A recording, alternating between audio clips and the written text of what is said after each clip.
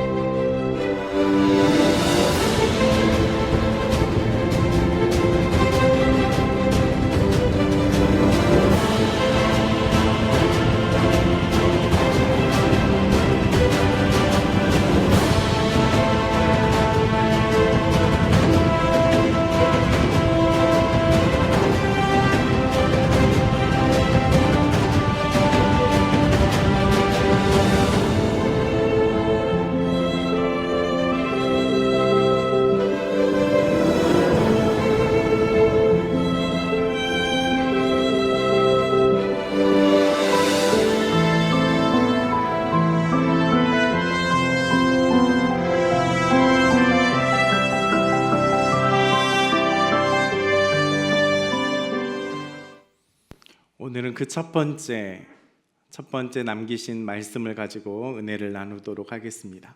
여러분은 십자가를 보면 어떤 마음이 드시는지요? 우리 주변에서 너무도 흔하게 볼 수 있는 십자가 모양입니다. 어떤 곳은 마크로도, 어떤 곳에는 조형물로도 장식이 되어 있는데, 그렇기 때문에 우리는 십자가를 보아도 별다른 감동이나 어떤 은혜조차 느끼지 못하고 살아가고 있지는 않습니까? 사실 십자가는 우리 일상의 하나의 장신구처럼, 거실에 있는 어떤 장식품처럼 여겨질 때가 많습니다. 심지어는 믿지 않는 분들조차도 십자가를 목걸이로 여러 장신구로 만들고 다니는 것을 보게 됩니다. 하지만 이 십자가는요, 페르시아에서 시작되긴 했지만 로마 시대의 사형 형벌로 정해졌습니다. 혹자는 인류가 고안해낸 가장 잔인하고 잔혹한 사형 방법이라고까지도 이야기합니다. 인간의 악랄함이 그대로 드러나는 도구이고, 이게 단순히 사람의 몸만 죽이는 게 아니었습니다. 인간이 가지고 있는 모든 존엄성과 그 사람이 가지고 있는 명예마저 다 부셔버리는 도구가 바로 이 십자가라는 사형 도구였습니다. 그렇기 때문에 이 십자가는 아주 극악한 죄를 지은, 정말로 용서받을 수 없는 그런 죄인에게만 행해졌던 형벌이 바로 이 십자가였습니다. 또 십자가에 달리기 전에는 채찍질이 반드시 있었습니다. 우리 주님도 그렇게 고난을 받지 않으셨습니까? 채찍은 끝이 여러 갈래로 갈라져 있고, 그 끝에는 동물의 뼈나 쇠붙이가 붙어 있어서 맞을 때마다 그 맞는 사람의 살점을 뜯어내는 그런 채찍이 사용되었습니다. 또 사형수는 십자가를 지고 자기가 매달릴 곳까지 지고 가야 되는 관례가 있었습니다. 단순히 무거운 십자가를 들고 가는 그런 형벌이 아니었습니다. 그 길을 걸어가면서 수많은 사람들로부터 조롱을 받고 수치를 당하게 됩니다. 어떤 이는 와서 때리고, 또 어떤 이는 돌을 던지고, 정말로 갖은 모욕을 당하게 되는데, 십자가를 지고 가는 길이 바로 그런 길이었습니다.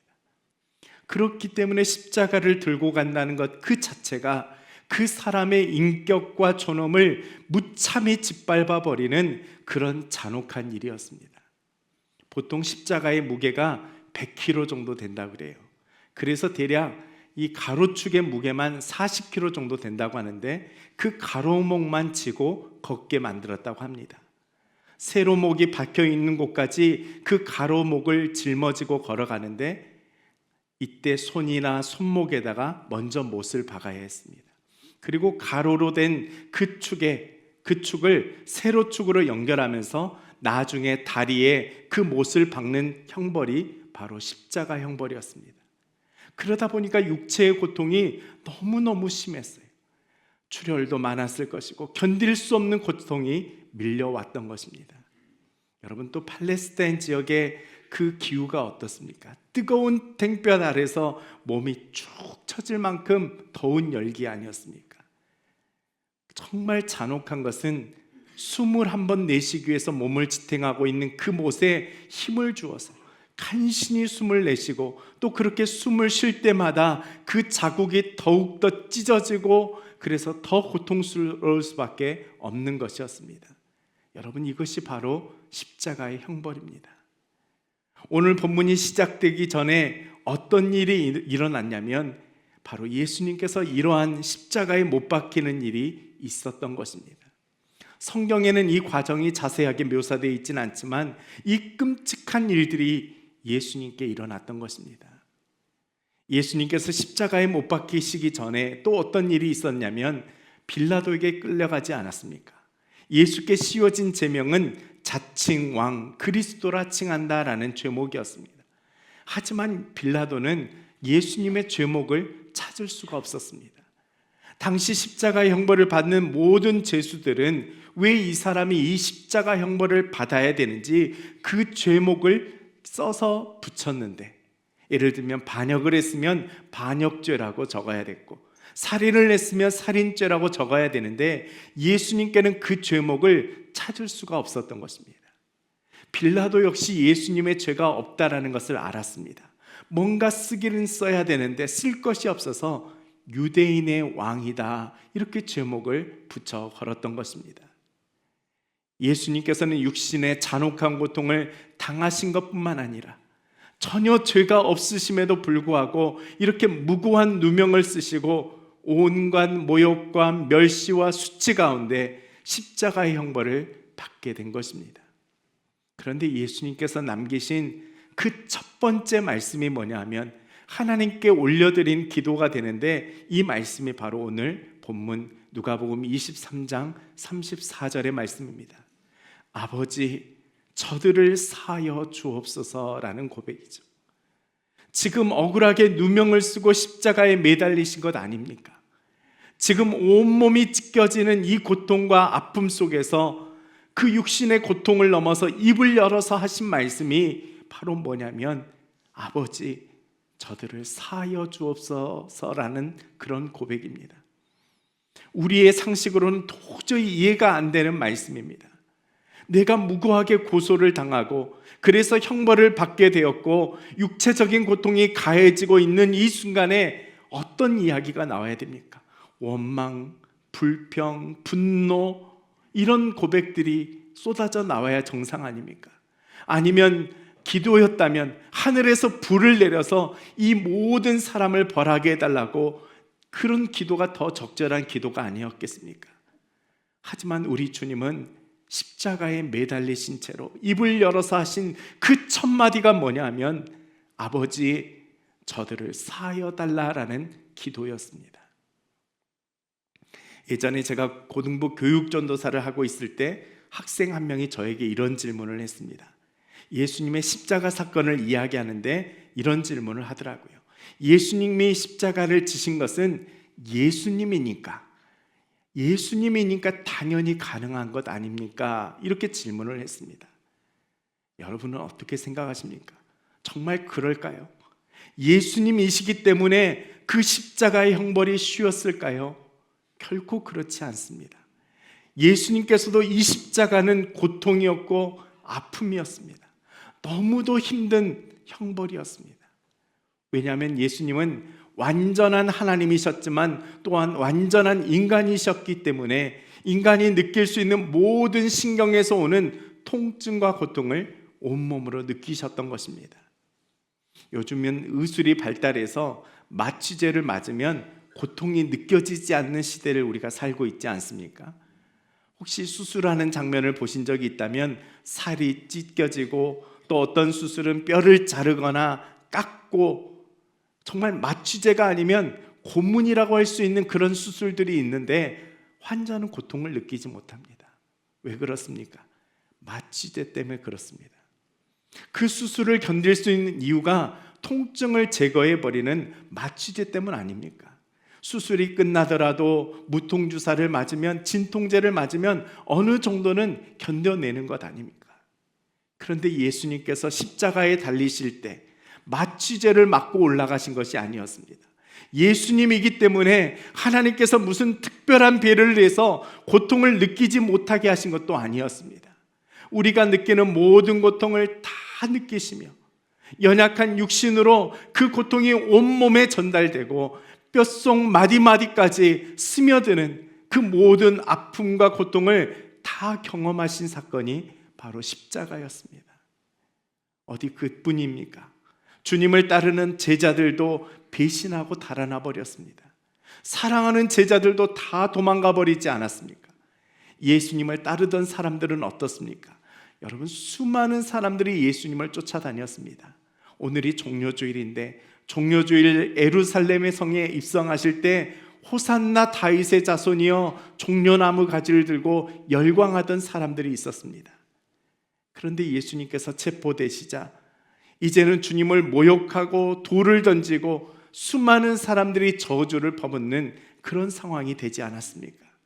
뭐 하나 정상적인 것이 없는 정말 말도 안 되는 이런 상황 속에서 어떻게 예수님은 십자가상에서의 첫 마디가 용서를 간구하는 기도를 하실 수 있다는 것입니까? 육신이 찢어지는 그 아픔 속에서 저들을 사하여 주옵소서, 이 기도가 도무지 납득이 되지 않습니다. 하지만 스펄전 목사님은 이 부분을 이렇게 해석합니다. 예수님께서는 항상 기도하는 습관을 가지신 분이었다.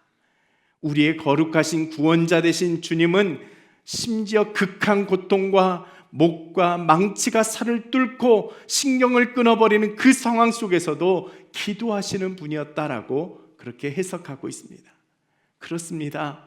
우리 주님은 항상 기도하는 습관을 가지셨던, 기도가 일상이셨던 우리 주님이셨습니다. 낮에도 밤이 맞도록, 또 고독 가운데 무리 중에서 항상 기도하셨기 때문에 그 기도하는 습관이 너무도 강력했기 때문에 어떤 고통이나 그런 고난 속에서도 기도를 찾게 하셨다라는 것입니다. 저는 이 스펄전 목사님의 말씀이 맞는 것 같아요. 지난 수요일 향기로운 기도에서도 말씀을 전하면서 겟세마네 기도에 대해서 말씀을 드렸습니다. 십자가를 목전에 두고 하나님의 뜻을 헤아리기 위해서 주님은 겟세마네 동산에 오르셨습니다. 그 동산에서 땀이 빗방울이 되도록 흐르도록 그렇게 기도하시며 하나님의 뜻을 찾고 하나님의 뜻에 순종하기로 결단하신 것입니다. 여러분은 어떻게 어려움을 극복하고 고난의 시간에 무엇을 하고 계십니까? 참 하나님 되신 우리 주님도 고난을 앞두고 기도하셨다는 것을 여러분 꼭 기억할 수 있기를 바랍니다. 여러분, 지금 저들을 사하여 주옵소서, 이 기도가 평범한 일상 중에 드리는 기도가 아니지 않습니까? 극한 고통 속에서 온몸의 신경이 타들어갈 정도로 그 고통이 있는데 그 순간에 다른 사람들은 악을 지르고 저주를 퍼붓고 욕을 하는 그런 상황 속에서 우리 주님이 기도하신 이유는 그분의 삶이 기도였기 때문이라는 것입니다. 정확한 통찰력입니다. 평온할 때나 슬플 때나 모든 상황 가운데 기도하시는 그 주님의 모습이 성경 곳곳에 담겨져 있습니다. 우리 주님은 매 순간 하나님 아버지와 교제하셨기 때문에 기도가 그분의 삶이셨습니다. 그래서 이 극심한 고통 가운데도 어김없이 기도로 하나님께 나아갈 수 있었던 것입니다. 그렇다면 우리가 인생을 살아가면서 십자가로 승리하신 우리 주님을 따르려고 한다면 우리도 기도가 삶의 습관이 되어야 되지 않겠습니까? 여러분의 인생에 얼마나 많은 고난과 시련들이 찾아옵니까? 우리가 생명을 다할 때까지 정말 아무런 어려움 없이 고난 없이 살 수 있는 인생들이라면 그럴 필요가 없겠지만 여러분, 우리 삶이 그렇지 않습니까? 매 순간 고난의 파도를 맞으며 어떨 때는 정신을 차릴 수도 없을 만큼 지체만한 고난의 풍랑이 찾아오는 것이 우리 인생의 모습 아니던지요. 그렇다면 고난이 밀려올 때 주님처럼 기도의 습관을 우리가 가질 수 있다면, 아무리 그것이 극한 고난의 순간이라 할지라도 주님처럼 십자가의 승리를 우리가 경험할 수 있지 않겠습니까? 여러분, 우리가 항상 하나님께 기도하는 습관이 없다면요, 때때로 찾아오는 이 공고한 상황에서도 기도하는 것이 좀처럼 쉽지 않습니다. 제가 지금까지 목회하면서 경험했던 것은, 기도 안 하시던 분들이 고난이 찾아오면, 어려움이 찾아오면 오히려 기도를 더 못하더라고요. 어쩔 줄 몰라 하십니다. 하지만 항상 하나님께 나아가는 그런 기도의 습관이 있는 분들은 어려운 상황 가운데 앞에 하나님을 먼저 찾고 하나님 앞에 무릎을 꿇는 것을 보게 됩니다. 여러분, 여러분의 삶의 모습에 기도가 일상이 되기를 소망합니다. 예수님은 도저히 기도할 수 없는 그 상황 속에서도, 우리의 상식으로는 기도가 불가능했던 그 자리에서 오히려 하나님께 기도하며 나갔다는 것을 성경은 우리에게 증거합니다. 더군다나 이 기도는 당신에게 고난을 안겨준 저들의 죄를 용서해달라는 기도 아닙니까? 이 기도가 너무너무 힘든 것입니다. 왜냐하면 용서를 구하고 있는 대상이 원수 아닙니까? 여러분, 원수를 용서하는 기도가 어디 쉬운 기도입니까? 사실 우리는 누구나 다, 저도 목사이긴 하지만 용서하기가 어렵고 또 용서할 수 없는 사람들이 우리의 관계 속에 있지 않습니까? 물론 하나님께서 은혜를 베풀어 주시면 용납하고 품을 수 있긴 하지만, 내가 상처받은 그때를 생각하면 가슴이 아프고 힘든 이들이 우리 주변에도 있지 않습니까? 어느 교회에서 목사님이 설교하던 중에 이런 질문을 했다고 합니다. 여러분 중에 미워하거나 싫은 사람이 한 사람도 없는 분 계십니까? 있으면 손 한번 들어보십시오 라고 질문했답니다. 아무도 없을 줄 알았는데 저 맨 뒤에 앉아 계시던 연로하신 성도님이 쭈뼛쭈뼛 하시면서 손을 드시더라는 겁니다. 손을 들고 계시는 성도님이 있다는 사실에 깜짝 놀라서 목사님이 이렇게 물었습니다. 정말로 성도님은 미워하거나 싫어하시는 분이 한 사람도 없으십니까? 그 말씀이 진심입니까? 라고 물었더니 이분이 일어서서 대답하시면서 이렇게 말하더랍니다. 저도 옛날에는 많았는데 지금은 다 죽어서 없습니다. 그랬답니다. 여러분, 용서가요 참 어렵습니다. 쉬운 일이 결코 아닙니다. 우리의 마음과 감정이 내 생각대로 프로그래밍 되어 있지 않기 때문이죠. 요즘에 챗GPT, 우리 장로님도 강의를 하시는데 프롬프팅을 하면 요구하는 대로 척척 결과물을 만들어내 줍니다. 프롬프트를 정확하게 작성하면 내가 원하는 결과물들을 얻어낼 수 있습니다. 하지만 우리의 감정과 생각이 AI처럼 명령을 내린다고 그대로 작동되는 것이 아니기 때문에, 그래서 용서가 어려운 것 아닙니까? 우리 머릿속에는 용서하라고 하지만 우리의 마음은 좀처럼 용서할 수 없는 것이 사람의 마음입니다. 그런데 이 주님은 마태복음 5장 44절에서 이렇게 말씀합니다. 나는 너희에게 이르노니 너희 원수를 사랑하며 너희를 박해하는 자를 위하여 기도하라 라고 말씀하시죠. 여러분, 이 말씀처럼 따르기 힘든 구절이 어디 있을까요? 그런데 우리 주님이 당신이 가르쳐 주신 이 말씀 그대로 샘플처럼 보여주신 것이 바로 십자가였습니다. 너희도 이렇게 하렴. 고난당하실 때 예수님께 원수는 누구였을까요? 예수님께 못을 받고 조롱하며 능욕하는 로마 군수들, 바로 그들도 예수님께 원수 아니었을까요? 또한 지금 예수님 앞에서 비웃고 있는 저 관리들, 그들도 예수님께는 원수 아니던가요? 예수님을 십자가에 못 박으라고 외치던 유대인들, 그 뒤에서 조종했던 제사장들, 그들도 또한 역시 예수님의 원수 아닌가요? 어디 이뿐입니까? 또 누가 원수일까요? 예수님이 왜 십자가에 달려 돌아가시게 되었습니까? 예수님을 십자가에 내몰던 장본인은 바로 우리들입니다. 우리의 죄 때문에, 우리의 모든 죄를 다 십자가로 속량해 주시기 위해서 못 박히셨다면 바로 우리들이 원수 아닙니까? 때문에 주님은 우리를 위해서 기도하고 계셨던 것입니다. 우리를 위해 기도하신 그 십자가의 사건, 아버지 저들의 죄를 사하여 주옵소서, 이 기도가 나를 위한 주님의 간구였다는 사실을 우리는 깨달을 수 있게 됩니다. 주님의 가상칠언의 첫 번째 간구에 저들은 그 사람이 바로 우리들이라는 것입니다. 주님의 그 처절한 중보의 기도가 있었기에 우리가 구원을 얻게 되고 우리가 영원한 생명을 얻게 된 것입니다. 여러분, 피레침이라고 아십니까? 벼락이 칠 때 낙뢰를 대신 맞아주는 그런 기구입니다. 그래서 건물을 보호하고 무엇보다도 사람을 보호하는 역할을 하는 것이 피레침 아닙니까? 보통 번개의 전압이 한번 사진 보여주시죠. 보통 번개의 전압이 1억 볼트에서 10억 볼트까지 올라간다고 합니다. 우리가 100볼트에도 감전되지 않습니까? 그런데 이 번개, 이 벼락이 1억에서 10억까지 되는 그런 높은 전압을 가지고 있다고 합니다. 또 온도가 어떻습니까? 27,000도라고 합니다. 여러분, 100도씨에서도 우리는 화상을 입습니다. 27,000도라고 하면 감이 안 오는 온도입니다. 그런데 이렇게 높은 온도와 에너지를 가지고 떨어지기 때문에 그 파괴력이 어마어마한 것이죠. 그런데 이 벼락을 피레침이 맞게 되면 수만 볼트의 그 위협이 다 땅으로 흘러가 버리는 것입니다. 마치 이 피레침처럼 예수 그리스도께서 우리를 대신하여 죄의 짐을 짊어지고 하나님의 진노의 벼락을 온몸으로 맞으신 것 아닙니까? 여러분, 주님의 십자가는 피레침입니다.